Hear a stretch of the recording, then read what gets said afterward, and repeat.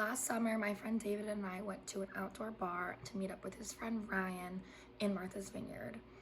We were at this bar called the Port Hunter in Edgartown, and after a couple beers, we realized that we missed our ferry. The last ferry that runs between Edgartown and the island across Chappaquiddick is at midnight.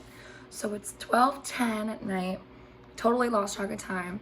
We decide to wander around and try to figure out a way to get home.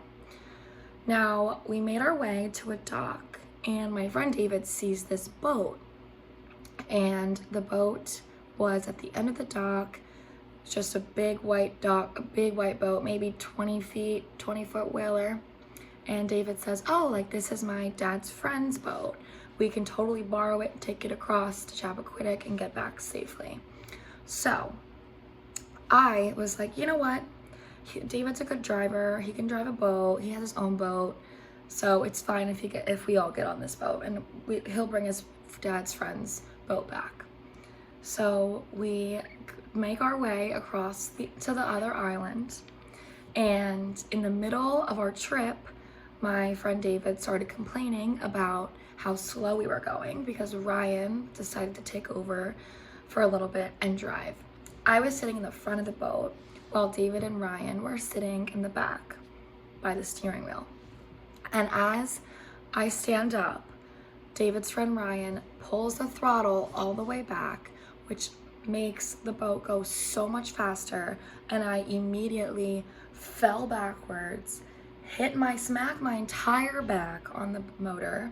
The motor falls off of the boat as David's pulling my hand up, so at least I didn't fall out of the boat.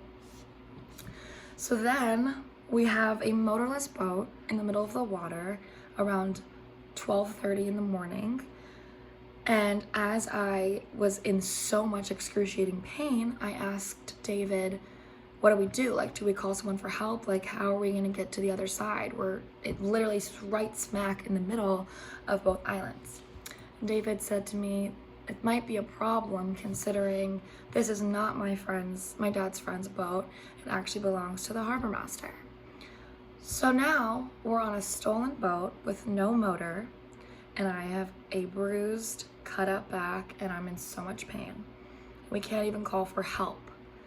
As we drift down the water, we finally, after like an hour, beach the boat on the sand. And we see this man with a flashlight approach us. And he asks us what we were doing. Thankfully, David knew the guy who happened to work for the harbor master, but because him and David knew each other, we never got in trouble.